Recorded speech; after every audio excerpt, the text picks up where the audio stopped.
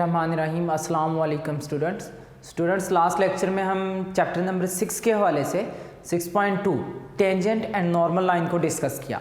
आज हम उसका क्वेश्चन नंबर 2 डिस्कस करेंगे। क्वेश्चन नंबर 1 में हमने एक पार्ट किया था। मैंने कहा था हम डेरिवेटिव का यूज़ करके बी इक्वेशन टेंजेंट और नॉर्मल लिख सकते हैं, और हम बेटा सिंपल जो फॉर्म है जो पुट करके पॉइंट्स को निकाली जाती है, जो आपकी बुक में मौजूद है, डेरिवेटिव वाली फॉर्म उन्होंने लिखा ज़रूर है लेकिन उसको एक्सप्लेन नहीं किया। मीन हम उसका यूज़ कर सकते हैं लेकिन उसकी एक्सप्लेनेशन आपकी बुक में मौजूद ज़्यादा नहीं है, जो मैंने आपको लास्ट लेक्चर में एक्सप्लेन कर दी गई थी। ठीक हो गया। इसके बाद जो सेकंड जो बुक में फॉर्म दी है, मैंने आपको बताया था अगर स्टैंडर्ड फॉर्म में हो तो हम डेरिवेटिव का यूज़ करें तो ज़्यादा आसान है। इसके लिए अगर हम डेरिवेटिव करेंगे तो 1 2 3 4 5 टर्म का डेरिवेटिव करना पड़ेगा, जो कंपैरेटिवली थोड़ा सा लेंथी मेथड है।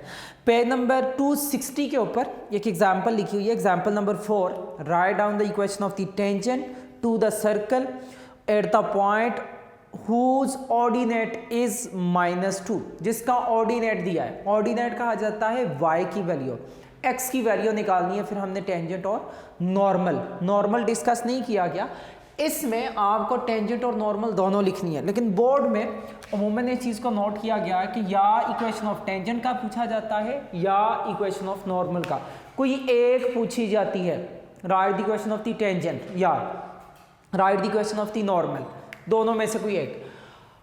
Eight the point on the circle, ये सर्कल की इक्वेशन दी है। Whose abscissa is -4। हमने इस चीज़ को डिस्कस किया कि हमें अगर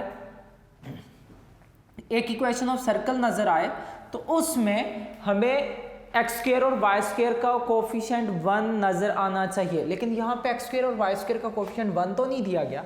यहाँ पे x² और y² का कोफिशिएंट दिया गया है 4। जब हम सर्कल को डिस्कस करेंगे तो तब हम इसके कोफिशिएंट को सबसे पहले 1 बनाएंगे, उसके बाद आगे सॉल्व करेंगे। लेकिन अभी हम देखें, हमें टेंजेंट या नॉर्मल लाइन लिखने के लिए किसी एक पॉइंट की x1 y1 की जरूरत होती है। इसमें हमें सिर्फ x दिया गया है, y की वैल्यू प्रेजेंट इसमें नहीं कर रही। मीन सर्कल के पॉइंट हैं, circle x axis y axis, mean एक प्लेन के ऊपर बना हुआ है, सिर्फ उसमें x की वैल्यू दी है, y की वैल्यू कैसे निकालें। बड़ी सिंपल सी बात, अगर हमें गिवन इक्वेशन ऑफ सर्कल पता है, x की वैल्यू पता है, उसको पुट कर लो। जब मैं x की वैल्यू पुट करूंगा तो हमारे पास क्या आएगा, 4 इंटू -4 का square plus 4y², 16 into minus का 4 प्लस 24y माइनस का 117 इज इक्वल टू 4 इंटू 4 का स्क्वायर कितना होगा 16 plus 4y² minus minus plus 4 16 4 का कितना हो जाएगा 64 plus 24y minus 117 is equal to 0। इसको इकट्ठा करते जाओ। 4 16 द 64 plus 4y² plus 64 plus 24y minus का 117 इज इक्वल टू 0।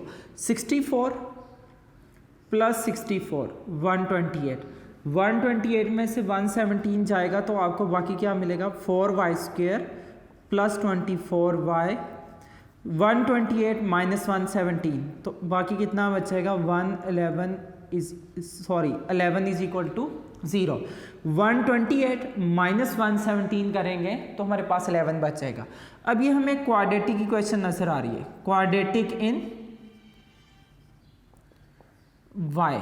ये क्वाड्रेटिक इक्वेशन है जो किस में प्रेजेंट कर रही है, वेरिएबल y में। तो हम क्वाड्रेटिक को सॉल्व करने के लिए हम अपनी आसानी के लिए 2 मेथड का अमूमन यूज करते हैं। कौन कौन सा, या तो हम इसके फैक्टर बना लेते हैं मिड टर्म ब्रेकिंग, या हम इस पे क्या कर लेते हैं क्वाड्रेटिक फॉर्मूला अप्लाई। हम इसमें देखें आसानी से फैक्टर बन सकते हैं। अगर मैं फर्स्ट को लास्ट से मल्टीप्लाई करूं, 4 11 दा 44, तो 22 प्लस 2 सिंपल फैक्टर बन जाएंगे, 4y² plus 22y plus 2y plus का 11 इज इक्वल टू 0। फर्स्ट 2 में से अगर आप कॉमन देखो तो 2y आ सकता है। जब 2y कॉमन करेंगे तो बाकी क्या बचेगा, 2y प्लस 11 प्लस का 1 कॉमन करेंगे तो बाकी क्या बचेगा, 2y plus 11 is equal to 0। तो तो हमें 2y प्लस 11 दोनों से कॉमन नज़र आ रहा है। बाकी वैल्यू क्या बचेगी, 2y प्लस का 1 इज इक्वल टू 0। दोनों को 0 पुट करो। अगर मैं फर्स्ट को 0 पुट करता हूँ तो 2y इज इक्वल टू क्या होगा, -11। तो यहाँ से y की वैल्यू क्या होगी, माइनस का 11/2। x की वैल्यू थी -4, y की वैल्यू आई -11/2। सेकेंड, अगर मैं सेकेंड वैल्यू को 0 पुट करता हूँ तो हमें 2y इज इक्वल टू क्या नजर आएगा, प्लस का 1 दूसरी तरफ जाके -1, और जो 2 मल्टीप्लाई है उधर आके क्या हो जाएगा, डिवाइड। तो y इज इक्वल टू क्या होगा, माइनस का 1 डिवाइडेड बाय 2। सो अगर हम देखें ये ऐसा सर्कल था जो 2 पॉइंट्स से गुजरता था, उन दोनों पॉइंट्स पे हम क्या लिखेंगे, सो पॉइंट्स ऑन सर्कल। सर्कल के ऊपर पॉइंट्स आगे कौन कौन से हैं, एक हम लिखेंगे p इंटू x1 y1, दोनों को x1 y1 का नेम दीजिएगा। x1 की वैल्यू -4 जो गिवन है, और एक वैल्यू इसकी आ गई -11/2, और दूसरे को भी, क्योंकि इक्वेशन में बेसिकली हम x1 y1 का यूज करते हैं, इसी वजह से मैं इसको x1 y1 की ही फॉर्म में राइट डाउन करूंगा। अब इन दोनों पॉइंट्स के ऊपर हम equation of the tangent line भी लिखेंगे, हम equation of the normal line भी लिखेंगे। लास्ट टाइम हम डिस्कस कर चुके हैं, इस चीज को बड़ी डिटेल के साथ डिस्कस किया कि अगर हमें इक्वेशन ऑफ सर्कल दी हो, एक मेथड हमारे पास डेरिवेटिव वाला है और एक मेथड हमारे पास क्या है कि अगर उसकी फॉर्म जनरल की तरह है तो general form equation of tangent line use करके हम उसका आंसर निकाल लेंगे। हम लोग लिखेंगे फॉर सर्कल, सर्कल के लिए एक सर्कल की इक्वेशन बनाने के लिए dividing each term of equation number 1 by 4। हम 6.1 में बड़ी डिटेल के साथ पढ़ चुके कि x² y² का कोएफिशिएंट 1 बनाना। अगर 4 से डिवाइड करूं x², 4 से डिवाइड करूं y², 4 4 दा 16, 4 6 दा 24, -117/4 इज इक्वल टू 0।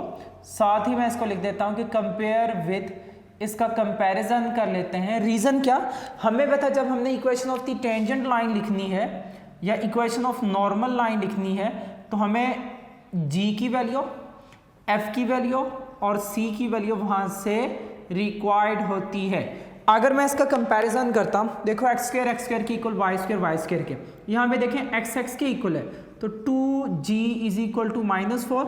आप डायरेक्टली भी लिख सकते हो बेटा कि इसकी वैल्यू क्या होगी, -2। सेम 2f की वैल्यू 6, तो f की वैल्यू क्या होगी, 3 के इक्वल। यहां से जो कांस्टेंट c आएगा, कांस्टेंट c हमें किसके इक्वल नजर आ रहा है, -117/4 is equal to 0। So at point पहले नंबर पे, so at p into x1 y1 is equal to abscissa -4 ordinate -11/2 equation of tangent line is, equation of tangent line क्या होगी, हमें बता जब हमें x1 y1 पता हो, इक्वेशन ऑफ टेंजेंट लाइन क्या थी, x into x1 y into y1। देखो x² को x इंटू x1, y² को y इंटू y1, 2g को g into x plus x लिख सकते हैं, लेकिन मैंने बताया था किसी एक को x1 लिख लीजिएगा, f into y plus y1 plus c is equal to 0।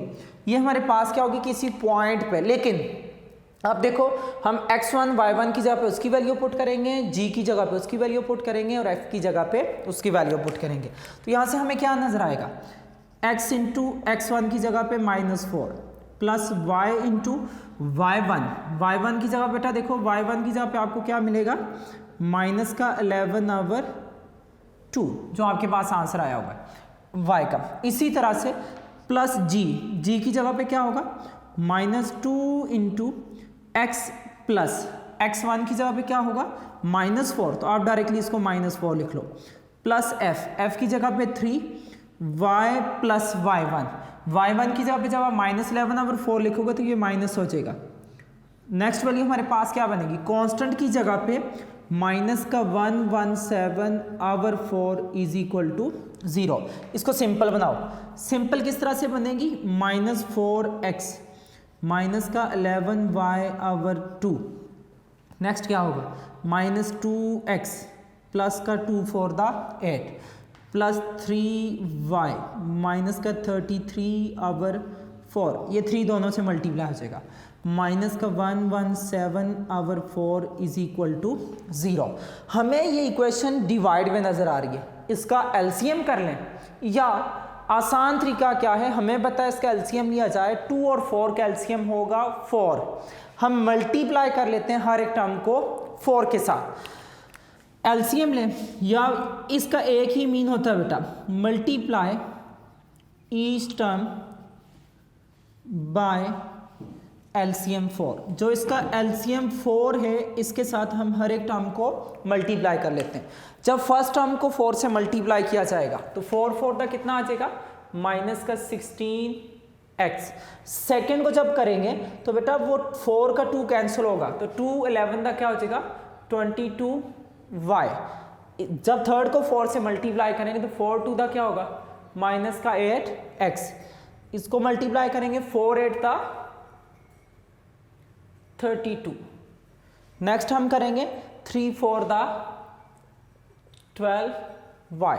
Next को 4 से मल्टीप्लाई करेंगे 33 और लास्ट को करेंगे तो हमारे पास क्या आएगा 117 इज इक्वल टू 0। इनको इकट्ठा करो जरा, इकट्ठा करने का मीन -16 माइनस का 8, तो आपको मिलेगा बेटा माइनस का 24x माइनस का 22 प्लस का 12, तो आपको मिलेगा माइनस का 10y। लास्ट नंबर पे 32 देख लो, आसानी से माइनस हो जाएगा, 32 माइनस 33 -1 आएगा, -1 माइनस 117 तो कितना बन जाएगा टोटल, माइनस का 118 इज इक्वल टू 0। अब देखो ये हमें सामने नजर आ रहा है कि सब में से 2 कॉमन हो सकता है।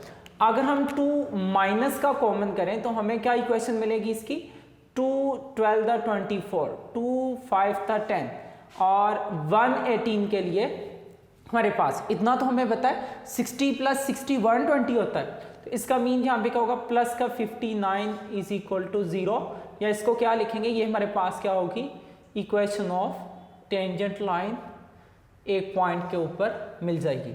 हम देखते हैं इसका आंसर, पेज नंबर इसकी देखिएगा, पीछे आंसर साथ साथ टैली करते जाइएगा ताकि आपको कोई इसमें प्रॉब्लम ना रहे। 6.2 क्वेश्चन नंबर 2, 5x जो पॉइंट हमारे पास निकला है -4 -1/2,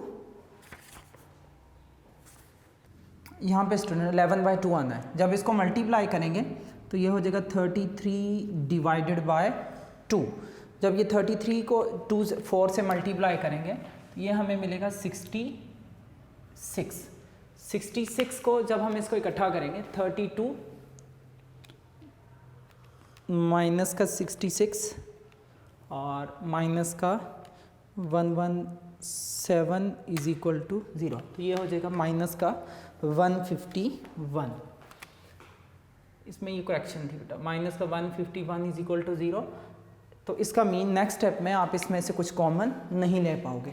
जब कुछ कॉमन वैल्यू नहीं आएगी, मीन आपके पास टोटल कितना आ जाएगा, माइनस का 24x माइनस का 10y माइनस का 151 इज इक्वल टू 0। मीन आप इसको मल्टीप्लाई बाय -1 कर लो,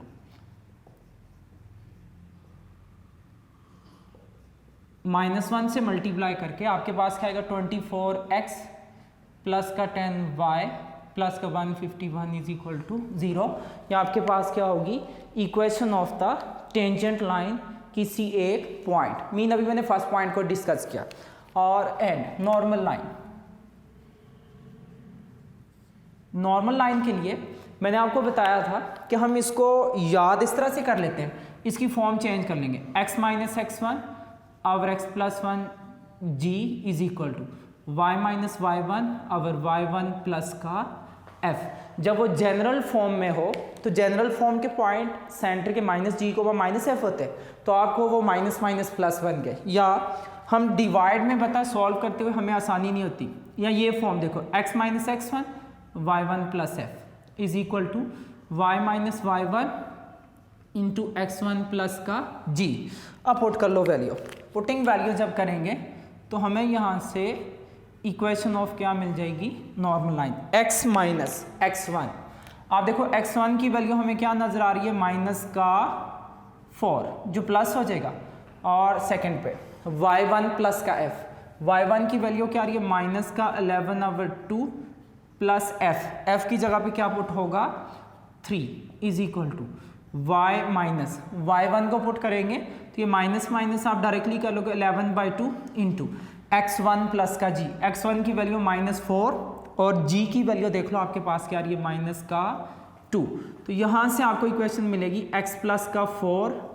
अगर आप इसका 2 LCM कर लेते हैं तो आपको क्या मिलेगा, यहाँ से माइनस का 11 प्लस का 6 इज इक्वल टू, अगर आप यहाँ पे 2 LCM कर लेते हैं तो क्या मिलेगा, y प्लस का 2y plus 11 multiply by minus का 6।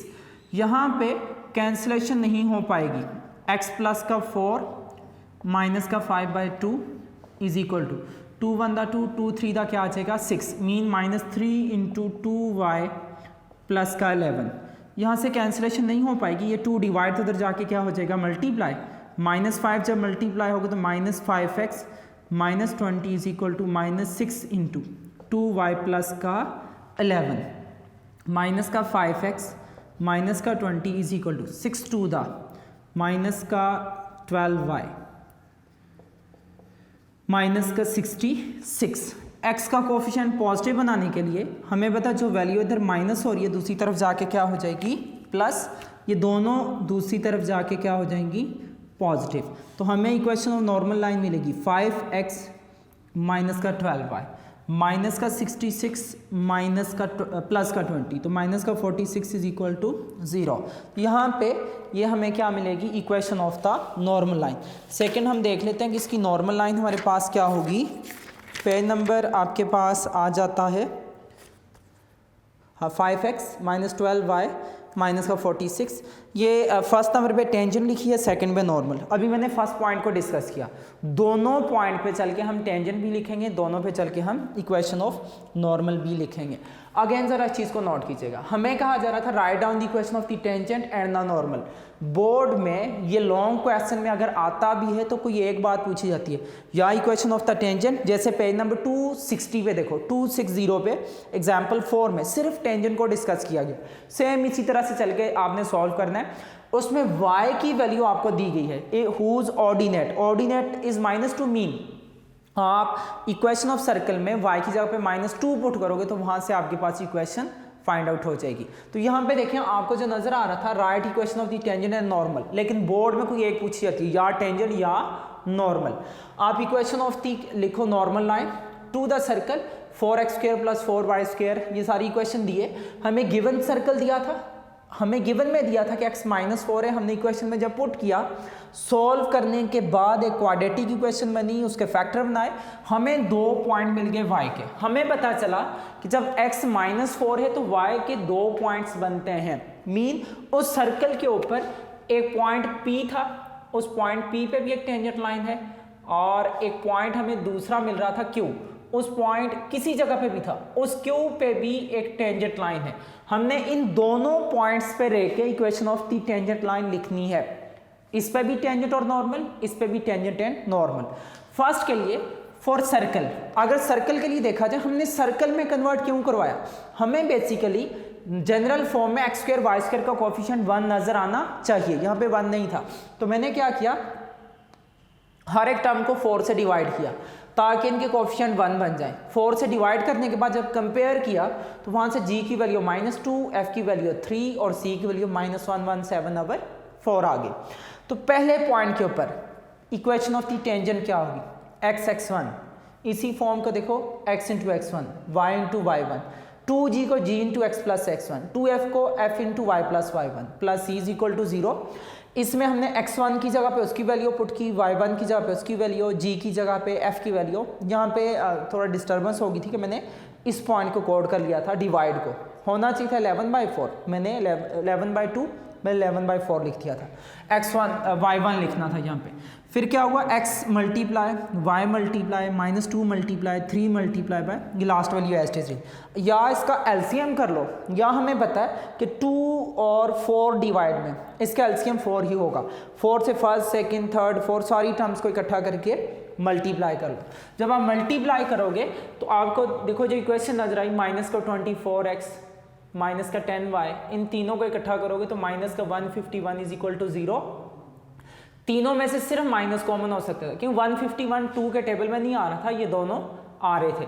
तो जब हमने माइनस को कॉमन ले लो या माइनस से मल्टीप्लाई कर लो तो आपके पास क्या बन जाएगी, एक equation of the tangent line बनेगी फर्स्ट पॉइंट के ऊपर। इसी तरह से सेकंड के लिए इक्वेशन ऑफ द उसी के लिए नॉर्मल लाइन, आपको मैंने कहा इस तरह याद करना आसान है और इस तरह सॉल्व करना आसान है। याद इस तरह से रख लो, फौरन नेक्स्ट स्टेप में उसको इस फॉर्म में लिखने के बाद वैल्यू पुट करो तो आपके पास वहां से क्या होगी, एक पॉइंट के ऊपर इक्वेशन ऑफ द टेंजेंट भी और equation of the normal line भी। सेकंड पॉइंट के लिए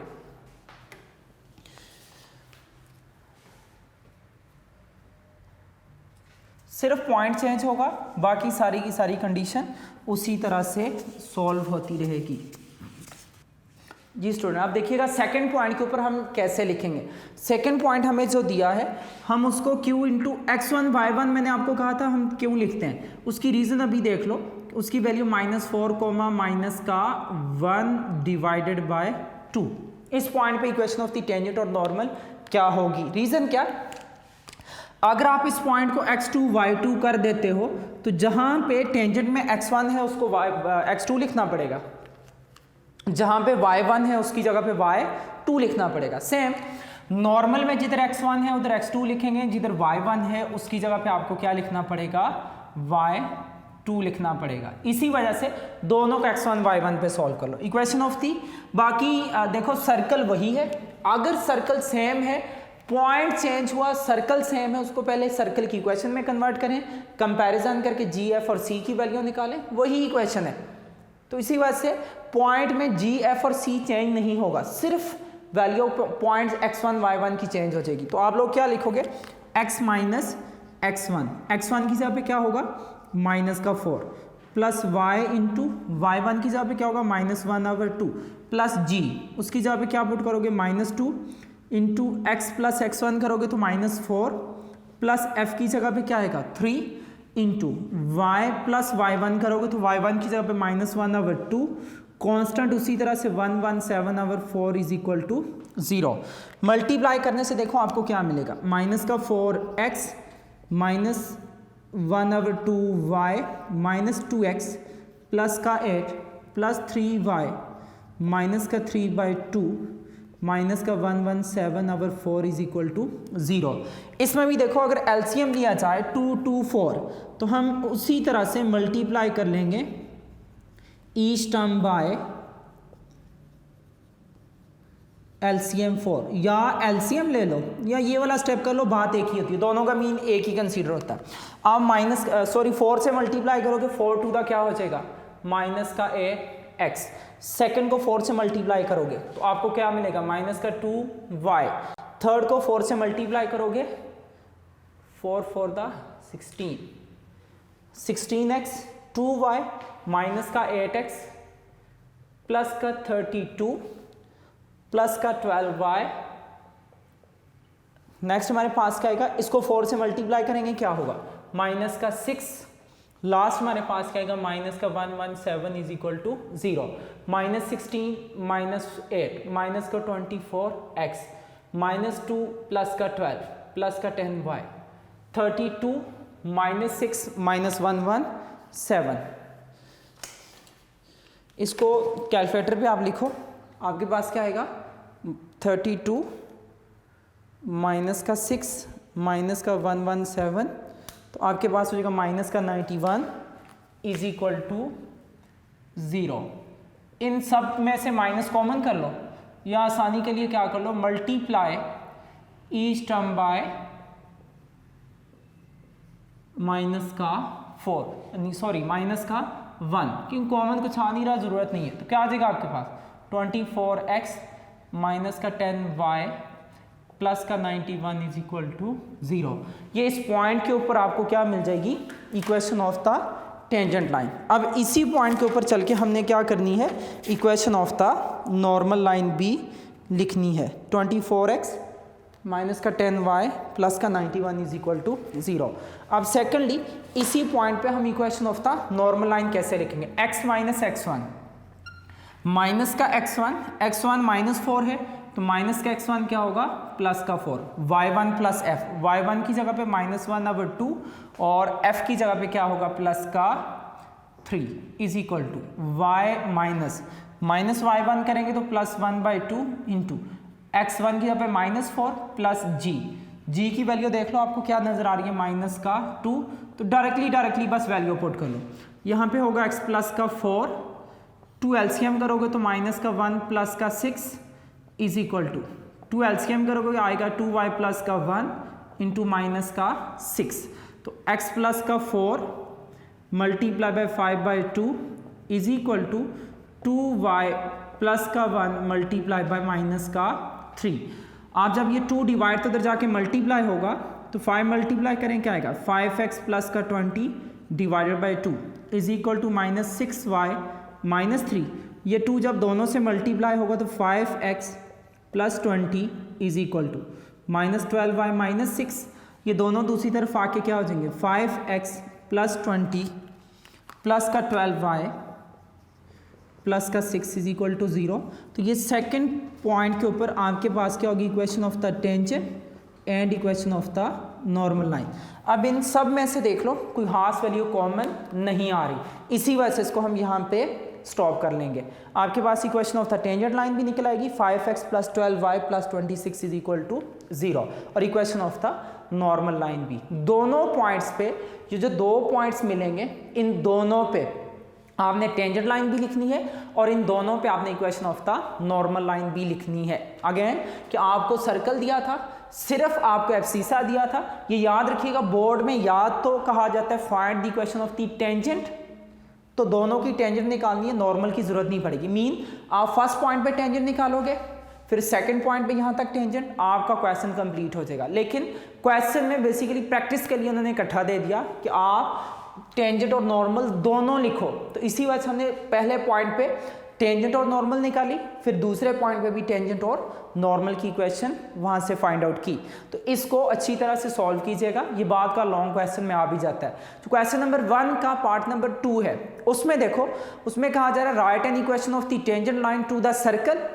सर्कल की इक्वेशन दी है, पॉइंट भी दिया है, सिर्फ आपने क्या करना है, पॉइंट जब गिवन दिया हो, लास्ट लेक्चर में हम पढ़ चुके हैं, जब पॉइंट दिया हो तो हमें आसानी हो जाती है बेटा। हम क्या करेंगे, यहां से स्टार्ट करेंगे, कंपैरिजन करके जी, एफ और सी की वैल्यू निकालेंगे।